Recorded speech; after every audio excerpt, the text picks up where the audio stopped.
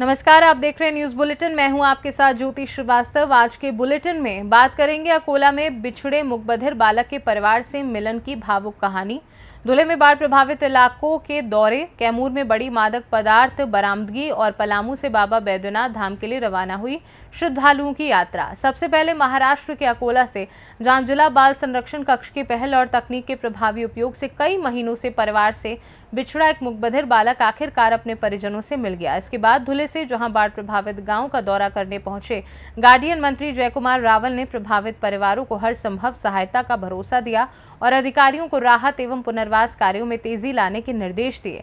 वहीं बिहार के कैमूर में पुलिस ने बड़ी कार्यवाही करते हुए एक गोदाम से 143 किलो से अधिक गांजा बरामद किया है। और अंत में झारखंड के पलामू से, जहां सावन माह के पावन अवसर पर श्रद्धालुओं से भरी बस बाबा बैद्यनाथ धाम देवघर के लिए रवाना हुई। देखिए ये सभी खबरें विस्तार से सिर्फ न्यूज बुलेटिन में। अकोला में जिला बाल संरक्षण कक्ष की सराहनीय पहल से कई महीनों से अपने परिवार से बिछड़ा एक मुकबधिर बालक आखिरकार अपने परिजनों से मिल गया। आधार पंजीकरण, विभिन्न शासकीय विभागों के समन्वय और तकनीक के प्रभावी उपयोग से ये मानवीय मिशन सफल हुआ। 25 फरवरी को वाशिम जिले के रिसोड थाना क्षेत्र में मिला मुकबधिर बालक बाल कल्याण समिति के आदेश पर शासकीय बाल गृह अकोला भेजा गया था। उसकी पहचान के लिए सांकेतिक भाषा से प्रयास किए गए, लेकिन कोई सफलता नहीं मिली।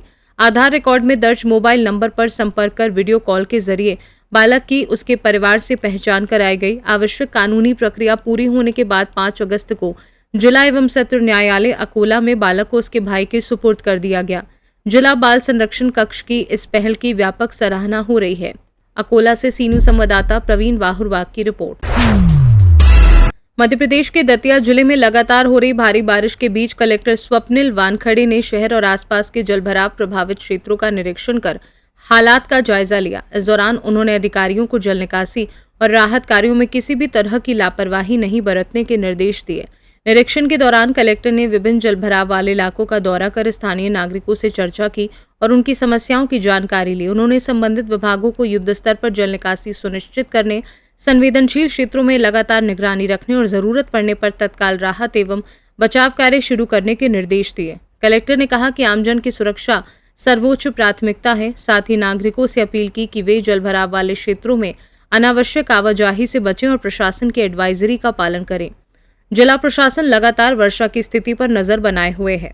आज दतिया में सुबह से बहुत भारी वर्षा हुई है। लगभग 40 मिलीमीटर से ज़्यादा वर्षा 3 से 4 घंटों में हो गई।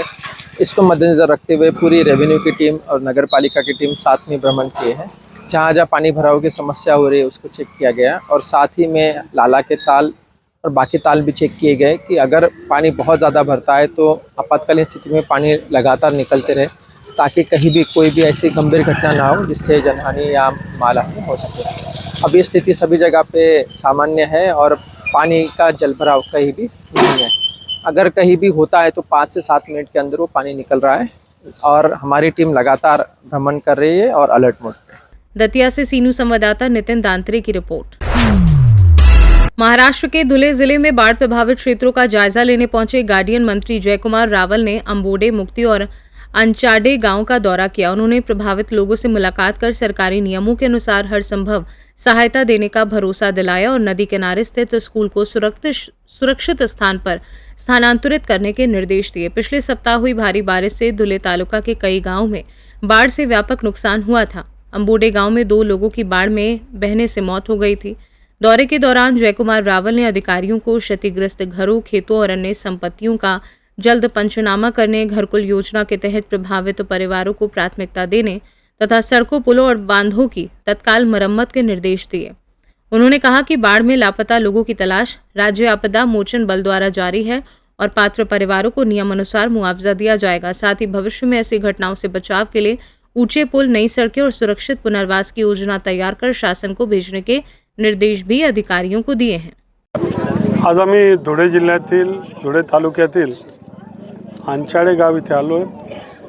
मागच्या काळामध्ये 3 दिवसापूर्वी जवळपास 12 तास कंटिन्यूस पाऊस इथे पडला आणि 1 महिन्याचा पाऊस एकाच दिवसात असा पडला। हा अल निनोचा इफेक्ट आम्हाला जाणवतोय। आमच्या इथे मोठ्या प्रमाणात ह्या ज्या आमच्या नदी नालेत मोठे मोठे पूर आले आणि आमचे आदिवासी बांधव असतील, गावं असतील, ह्या गावामध्ये मोठ्या प्रमाणात पाणी गेलेलं आहे. त्याची पाहणी करून जिल्हा प्रशासनाला पंचनामा करण्याच्या सूचना मी दिल्या आहेत. ज्या ज्या लोकांचं नुकसान झालं असेल त्यांना मोबदला दिला जाईल. त्याचबरोबर ज्यांचं मोठं नुकसान झालं असेल त्यांना नवीन घरकुल देण्यात येतील. जे इन्फ्रास्ट्रक्चरचं नुकसान आहे ते पुन्हा रिपेअर करण्यात येईल. अशा प्रकारचं सकारात्मक भूमिका सरकार म्हणून सगळ्या प्रशासनाने घेतलेली आणि लवकरात लवकर या आमच्या सामान्य लोकांना त्यांचं जीवन पुन्हा रेग्युलर रुळावर कसं येईल हा प्रयत्न आमचा राहणार आहे. ज्या ज्या प्रकारची मदत त्यांना करता येईल त्या त्या पद्धतीची मदत स्थानिक आमदार, आमचे कार्यकर्ते आणि जिल्हा प्रशासन हे करते आणि म्हणून कुठल्याही कार्यकर्त्यांना, लोकांना चिंता करायची गरज नाही. सरकार आपल्या पाठीशी आणि याच्या माध्यमातून मार्ग निघेल. आंबोळे गावाला सुद्धा आम्ही इथे गेलो होतो. आंबोळे गावामध्ये सकाळी 7 वाजेला एक छोटीशी आपली चहाची दुकान, एक वडील आणि 3 मुलं हे आपले चालवत होते.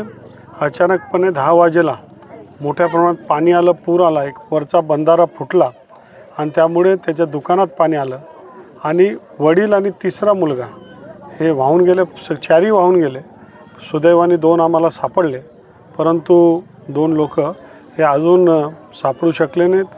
दुर्दैवाने अत्यंत दुःखाचं वातावरण आहे, परंतु एक अंदाज आहे की ते आता मुश्किल आहे ते सापडणं.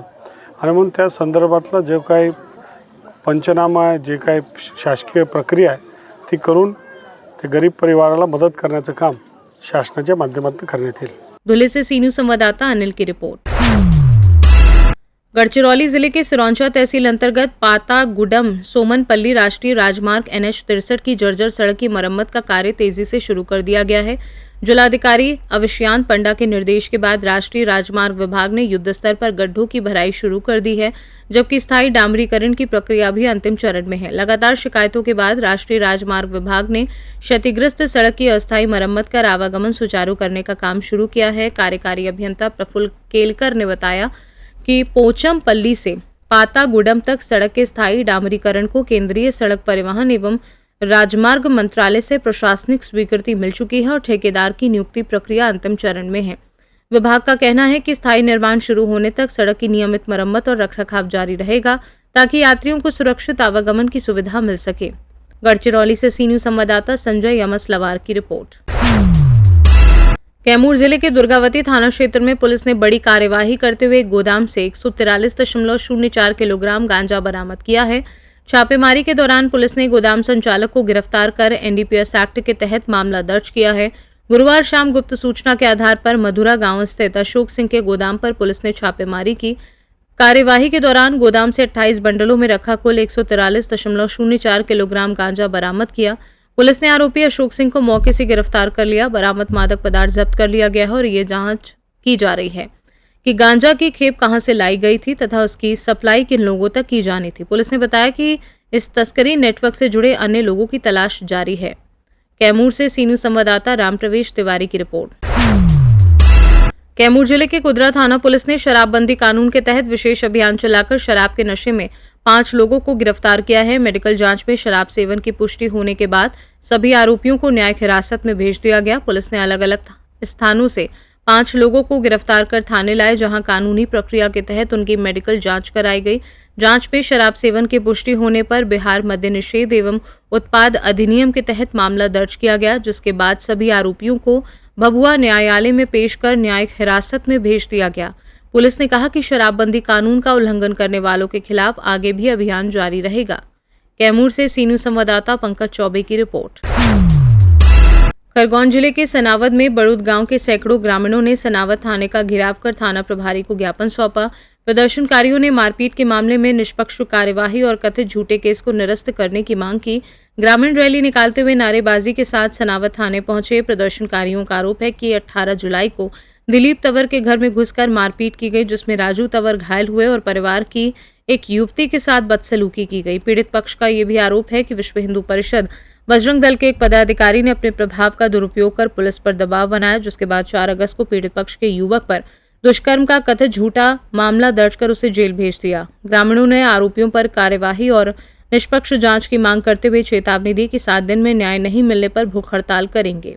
सर मेरी लड़की के साथ छेड़छाड़ी हुई और मेरे देवर और मेरे पति बचाने गए तो उसको भी मारा और उनको भी लट्ठी से हंकी से मारा और मेरे को भी मारा, सिर में नाक में चोट है ना, पूरे परिवार को मारा।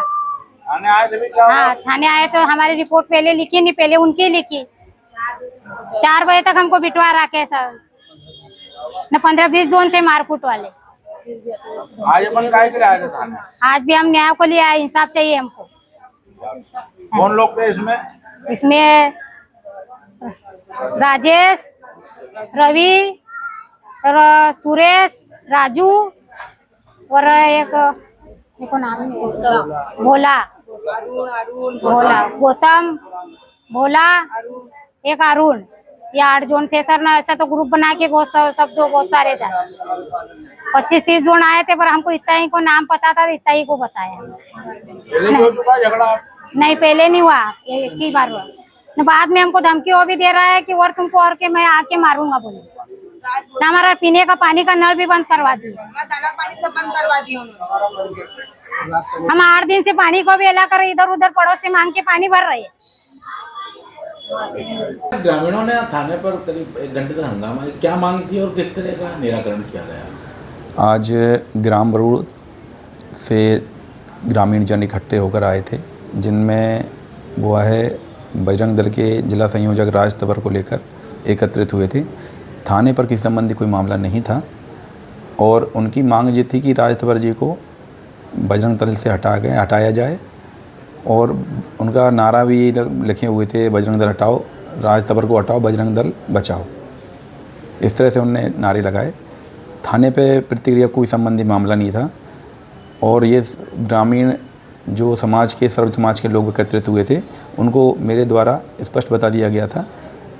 तब इसी प्रक्रिया में उन्होंने ये सवाल भी पूछा था कि सर एक हमारे परिवार के लड़के पर FIR करा दी गई है, तो उसमें बता दिया गया है कि राजा नाम के जो लड़के पर FIR हुई है वो साक्ष्य और सबूत होने के कारण ही उस पर FIR दर्ज की गई है। उनसे उनके जो आवेदन दिया गया है उसमें तथ्यात्मक जांच करके अग्रिम कार्रवाई भी की जाएगी। खरगोन से सीनू संवाददाता नीलेश महाजन की रिपोर्ट। उत्तर प्रदेश के प्रतापगढ़ में 80 लाख रुपए के जेवरात की लूट के मामले में पुलिस को बड़ी सफलता मिली है। पुलिस मुठभेड़ में लूटकांड का चिन्हित आरोपी पैर में गोली लगने से घायल हो गया। उसके कब्जे से लूट के जेवर और एक तमंचा बरामद किया गया है। मामला आसपुर देवसरा थाना क्षेत्र के अमरगढ़ कोट का है, जहां रविवार रात एक महिला को बंधक बनाकर करीब 80 लाख रुपए के जेवरात लूट लिए गए थे। घटना के बाद स्वाट टीम ने CCTV फुटेज के आधार पर आरोपी की पहचान की। गुरुवार शाम पूरे दलपत शाह नहर पुलिया के पास पुलिस ने आरोपी को रोकने का प्रयास किया, लेकिन उसने पुलिस पर फायरिंग कर दी। जवाबी कार्यवाही में आरोपी गोविंद सिंह निवासी गोड़े गांव नगर कोतवाली के दाहिने पैर में गोली लगी। पुलिस ने उसे गिरफ्तार कर लूट के जेवर और तमंचा बरामद किया तथा उपचार के लिए CHC में भर्ती कराया। मामले में अन्य आरोपियों की तलाश जारी है। थाना आसपुर देवसरा पुलिस द्वारा आज पूरे दलपत शाह में एक व्यक्ति गोविंद निवासी गोड़े चिलपिला को पुलिस मुठभेड़ में गिरफ्तार किया गया। उक्त व्यक्ति दिनांक 2 अगस्त 2026 को ग्राम अमरगढ़ में हुई घटना में संलिप्त था। उस व्यक्ति के पास से उस घटना में चुराए गए गहने व जेवरात बरामद हुए हैं। घायल को इलाज हेतु अस्पताल भेजा गया है। घटना में संलिप्त अन्य व्यक्तियों की तलाश जारी। प्रतापगढ़ से सीनू संवाददाता रोहित जायसवाल की रिपोर्ट। उत्तर प्रदेश के सिद्धार्थनगर जिले के त्रिलोकपुर थाना क्षेत्र में जमीनी विवाद के मामले में थाने पहुंचे एक युवक के साथ कथित मारपीट का आरोप उपनिरीक्षक पर लगा है। मामला पूर्व बेसिक शिक्षा मंत्री डॉक्टर सतीश द्विवेदी तक पहुंचने के बाद पुलिस अधीक्षक ने आरोपी उपनिरीक्षक को तत्काल प्रभाव से निलंबित कर दिया है। जानकारी के अनुसार बेव मुस्तहकम गांव में जमीन को लेकर 2 पक्षों के बीच विवाद था। दोनों पक्षों को थाने बुलाकर समझौते का प्रयास किया गया। आरोप है कि समझौते के बाद उपनिरीक्षक विशेश्वर प्रसाद ने एक पक्ष के युवक गुलशन कश्यप को अलग बुलाकर उसके साथ मारपीट की। पीड़ित का आरोप है कि दरोगा ने उसके साथ अभद्रता करते हुए मारपीट की। घटना की जानकारी मिलने पर पूर्व मंत्री डॉक्टर सतीश द्विवेदी थाने पहुंचे और पुलिस अधीक्षक से कार्यवाही की मांग की। इसके बाद पुलिस अधीक्षक ने संबंधित उप निरीक्षक को निलंबित कर विभागीय जांच के आदेश दिए हैं। जितेंद्र प्रसाद तिवारी, बेव मुस्तहकम।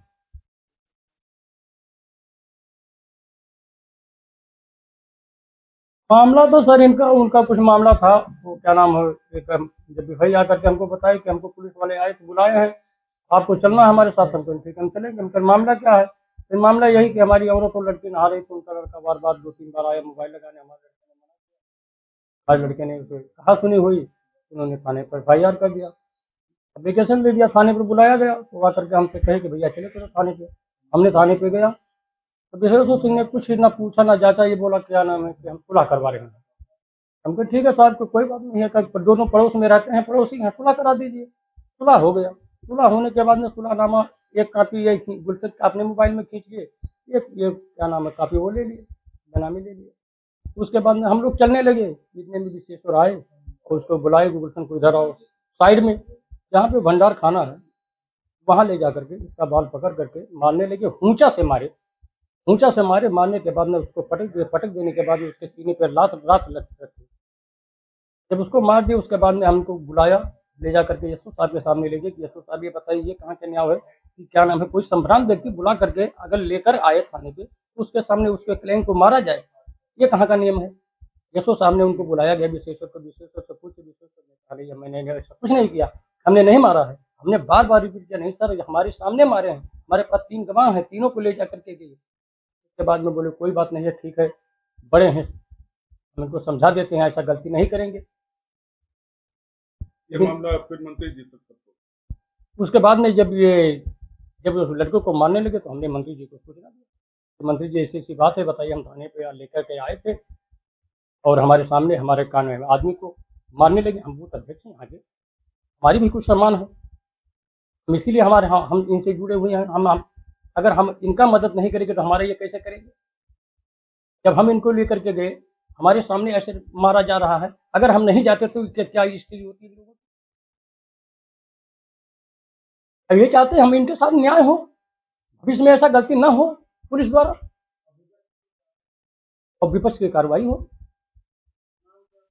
कई कश्यप सर, जो मुस्ताफिक मामला कुछ नहीं था, वो लड़का मोबाइल लगाने आता था, 2-3 दिन आया और मेरे बच्चे नहा रहे थे तो दीदी ने कहने लगे तो उसने डांटा, हम भी उसको अपने लड़के को डांटा। उसके बाद में इन्होंने थाने पे FIR कर दिया, थाने पे बुलावा आया, वहाँ गए तो सुलहनामा हुआ, हम लोग का सुलहनामा हुआ। उसके बाद में जो है निश्चिंत हो गए। निश्चिंत होने के बाद दरोगा जी गए अंदर से आए, बस हमारे बच्चे को पटक के मारने लगे, बाल पकड़ के उठाई दी और सीनप चढ़ के मारने लगे। हमारी कोई सुनवाई नहीं हुई। वहाँ पे पूछा जाचा दोनों पार्टियों से कि कैसे हुआ झगड़ा, लड़ाई किया, कुछ नहीं पूछा गया, कहीं सुलह हो रहा है। सुलह के बाद में इन्होंने हाथ उठाया है। चाहते हम सब न्याय हो हमारे साथ। गरीब आदमी। सिद्धार्थनगर से सीनू संवाददाता पंकज पांडे की रिपोर्ट। सिंगरौली जिले के सरई क्षेत्र में संचालित ACC न्यू सतनाम कंपनी पर हाल के दिनों में लगाए गए आरोपों के बीच अब कंपनी प्रबंधन और कर्मचारियों का पक्ष सामने आया है। कर्मचारियों ने सभी आरोपों को सिरे से खारिज करते हुए इन्हें कंपनी की छवि खराब करने की साजिश बताया है। कंपनी का दावा है कि उसके साथ साथ अन्य कंपनियों के वाहन भी नियमों के तहत काफिले में संचालित किए जाते हैं। स्थानीय वाहनों को भी निर्धारित नियमों का पालन कराते हुए कैंपर वाहन के साथ चलाया जाता है। कंपनी ने यह भी कहा कि कर्मचारियों और क्षेत्र के ग्रामीणों की सुरक्षा सर्वोच्च प्राथमिकता है। साथ ही यदि कोई सक्षम प्राधिकारी जांच करता है तो कंपनी हर प्रकार की आधिकारिक जांच और समीक्षा में पूरा सहयोग देने के लिए तैयार है। अंत में कंपनी ने आम जनता और हितधारकों से अपील की है कि वे बिना तथ्यों पर आधारित अफवाहों पर विश्वास न करें और केवल आधिकारिक जानकारी पर ही भरोसा करें। फिलहाल कंपनी ने सभी आरोपों से इनकार करते हुए अपनी कार्यप्रणाली को पूरी तरह नियमों के अनुरूप बताया है। क्या नाम है सर आपका? मेरा नाम सरबजीत सिंह है। अभी आप किस कंपनी में काम कर रहे हैं? ये हमारी न्यू सतनाम ट्रांसपोर्ट कंपनी है, इसी में मैं सुपरवाइजर हूँ जी। ये सरई का मैनेजमेंट करते हैं? जी यहीं से होता है। अभी आपके सरई क्षेत्र में कुछ लोगों द्वारा आरोप लगाया जा रहा है कि आपकी गाड़ी जो है कन्वई के साथ नहीं चलती, गाड़ियों की स्पीड काफ़ी रहती है, जिससे एक्सीडेंट होने का डर रहता है। बगल में स्कूल है, स्कूल होकर गाड़ियाँ गुजरती हैं, जिससे बच्चों को काफ़ी परेशानियाँ हो सकती हैं, दुर्घटनाएँ भी हो सकती हैं। ऐसा आरोप लगाया जा रहा है, क्या सच्चाई है? नहीं सर, ऐसा तो कोई ऐसा नहीं है, ये तो आरोप सब गलत हैं। हमारी गाड़ियाँ जो हैं वो प्रॉपर कन्वई के साथ चलती हैं। जो भी कलेक्टर का जो आदेश है, जो प्रशासन का जो रूल नियम बने हुए हैं, उसी अकॉर्डिंग नॉन्ट्री के टाइम पे गाड़ियाँ खड़ी हो जाती हैं और गाड़ी हमारी कन्वई के साथ चलती हैं। कन्वई में हमारी ब्लोरो गाड़ियाँ, कैंपर वगैरह सब लगी हुई हैं, तो उनके पीछे ही गाड़ियाँ जाती हैं। जो उनका टाइम होता है नॉन्ट्री का, उसके बाद गाड़ियाँ निकलती हैं, प्रॉपर अपना जाती हैं। और बाकी हमारे हर पॉइंट पे जो सिक्योरिटी गार्ड लगे हुए हैं, प्रॉपर गाड़ियों को रुकवाते हैं, गाइड करते हैं, तो बराबर पूरा मेंटेन, जो भी मतलब रूल हैं वो सारे फॉलो किए जा रहे हैं। और रोड पे जैसे गाड़ियाँ चलती हैं तो अगर धूल मिट्टी जो उड़ती है उसके लिए हमारे पानी के टैंकर हर समय चलते रहते हैं। जब भी मतलब पानी की जरूरत पड़ती है तो पानी के टैंकर जो बराबर छिड़काव करते हैं और हमारी गाड़ियाँ जो प्रॉपर रूल के अकॉर्डिंग ही चल रही हैं। जिस समय जो नॉइट्री का समय है वहीं पर गाड़ियाँ खड़ी हो जाती हैं। बाकी जो रूल भी कलेक्टर से जो भी आदेश है उनका पूरा पालन किया जा रहा है हमारी कंपनी की तरफ से। मतलब किसी प्रकार का कोई ऐसा नहीं है किसी को कोई प्रॉब्लम हो या किसी यातायात में प्रॉब्लम हो या किसी के लोकल रहने वालों को ऐसी कोई समस्या हो, तो ऐसा कुछ नहीं। जो भी रूल हैं सब फॉलो किए जा रहे हैं। हमारे हर पॉइंट पे सिक्योरिटी गार्ड खड़े रहते हैं, प्रॉपर गाड़ियों को देखते हैं, समय से निकलवाते हैं, समय से रुकवाते हैं, तो सारा प्रॉपर रूल ही हो रहे हैं सर। सिंगरौली से सीनू संवाददाता मिथिलेश कुमार यादव की रिपोर्ट। पलामू जिले के तरहसी प्रखंड के सेलारी स्थित महाकालेश्वर मंदिर से बजरंग सेवा समिति के तत्वाधान में श्रद्धालुओं से भरी बस बाबा वैद्यनाथ धाम देवघर के लिए रवाना हुई। धार्मिक माहौल और बोल बम के जयघोष के बीच जनप्रतिनिधियों ने हरी झंडी दिखाकर यात्रा का शुभारंभ किया। कार्यक्रम में पूर्व विधायक देवेंद्र सिंह उर्फ बिट्टू बाबू, जिला परिषद सदस्य कृष्ण मुरारी सिंह सहित कई गणमान्य लोग मौजूद रहे। अतिथियों का चुनरी, पगड़ी और अंग वस्त्र देकर सम्मान किया गया। मुखिया जहान आरा ने श्रद्धालुओं की यात्रा के लिए आर्थिक सहयोग भी प्रदान किया। वक्ताओं ने सावन माह में श्रद्धालुओं की सेवा को पुण्य का कार्य बताते हुए यात्रा के सफल और सुरक्षित होने की कामना की। सबसे पहले तो मैं इस कमेटी का और कमेटी के सभी मेंबर्स का बहुत बहुत शुक्रिया अदा करती हूँ कि इन्होंने इतना मान सम्मान दिया, इसके लिए बहुत बहुत धन्यवाद।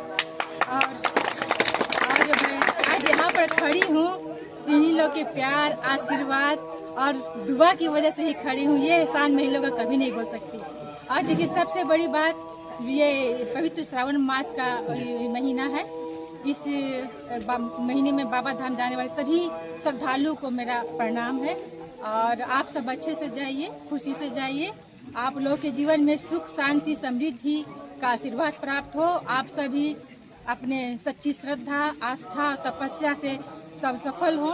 आप मेरी यही शुभकामनाएं हैं। आप लोगों की यात्रा मंगलमय हो। आप लोग कब अच्छे से पहुँचे। अभी महाकालेश्वर मंदिर से बोलबम के लिए रवाना हो रही है बस। क्या कहेंगे श्रद्धालु भक्त के लिए? सर्वप्रथम तो हम सभी श्रद्धालु को अपनी ओर से ये शुभकामना देते हैं कि आप लोग यात्रा मंगलमय हो। और ये बहुत खुशी की बात है, बहुत हर्ष की बात है कि हर वर्ष जो यहाँ की जो कमेटी है इसमें हमारे कौशल शर्मा और उनके जो भी सहयोगी हैं सभी को मैं अपनी ओर से बधाई देता हूँ कि ये इस कार्य के लिए जो इतना पहले से लोग तैयारी करते हैं, उतना बढ़िया ढंग से करते हैं, उसके लिए वो उनका मैं काफ़ी सराहना भी करता हूं। और इतना महंगाई में भी, इतना बस का भाड़ा पड़ने के बाद भी लोग अपना जो है हिम्मत दिखाते हुए सबको जो है बस में ले जाते हैं। उसके लिए हम इनका शुरू से ही बहुत बहुत आभारी हैं। और मैं इस कमेटी को अपने मुखिया जी की ओर से 10,000 रुपये का सहयोग राशि दे रहे हैं ताकि कोई किसी को दिक्कत ना हो इस यात्रा में। कब से यहाँ से बस जा रही है? मैं जहाँ तक यह देख रहा हूँ, शुरू से जिस समय हमारी मुखिया महोदया जो जहान आरा मुखिया बनी है, उसके बाद से शुरुआत होने के बाद से हर एक साल, अब तो एक्चुअली याद नहीं है, लेकिन मैं समझता हूँ कि आज 5-10 साल से मैं देख रहा हूँ कि लगातार बस जा रही है और बड़ी सफलतापूर्वक लोग यह कार्यक्रम को अच्छा से निभा रहे हैं। अगल बगल लोग इससे प्रेरणा ले रहे हैं। और आज हम समझते हैं कि आज बस जा रही है और एक और बस जा रही है जो आज के एक हफ्ता बाद जाएगी बस। उसकी भी सूचना मुझे है ग्रुप के माध्यम से। मैं उनको भी सब शुभकामना देता हूं अग्रिम कि वो भी सकुशल जाएं और अच्छे से लौटें। धन्यवाद। Thank you.